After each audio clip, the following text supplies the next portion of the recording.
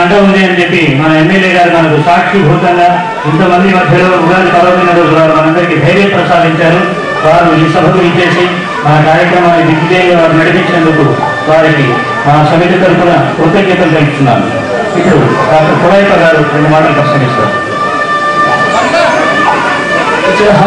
అందరూ సభ్యులకు ఉగాది ఆరోగ్య ఐశ్వర్య శుభాకాంక్షలు తెలుపుతున్నాను. మన ఎమ్మెల్యే ముఖ్య అతిథిగా ఇక్కడ ఇచ్చేసి సభా కార్యక్రమాన్ని చెప్పారు.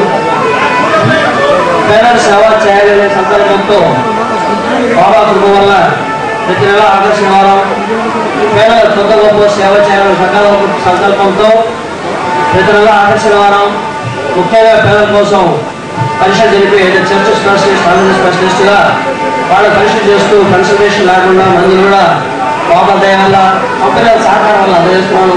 ఈ అవకాశాన్ని కూడా పేద ప్రజలు ఉపయోగించుకుంటున్నారు. ఈ పేద ప్రజల్లో చూసే ఆనందం, ఆ రోజు కలిగే సంతోషం వాళ్ళ కళల్లో కనిపిస్తుందనేది అదే నా ఆత్మస్థైర్యం, ఆత్మవిశ్వాసం, ఆనందం.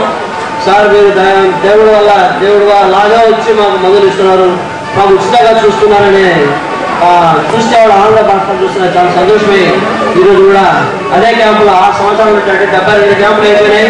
ఈ నెల మళ్ళీ 23వ తేదీ 73వ క్యాంపు ఉచిత క్యాంపు ఆస్మా మెడికల్ క్యాంపు రాబో కాలంలో కూడా ఈ క్యాంపులు పేదల కోసం సర్వత్రా ఈ వినియోగిస్తాయని చూస్తాయని సభాముఖంగా మీకు అందరికీ తెలుపుతున్నాను. మీ అందరికీ మరోసారి ఉగాది ఆరోగ్య ఐశ్వర్య శుభాకాంక్షలు తెలుపుతూ ముగిస్తున్నాను.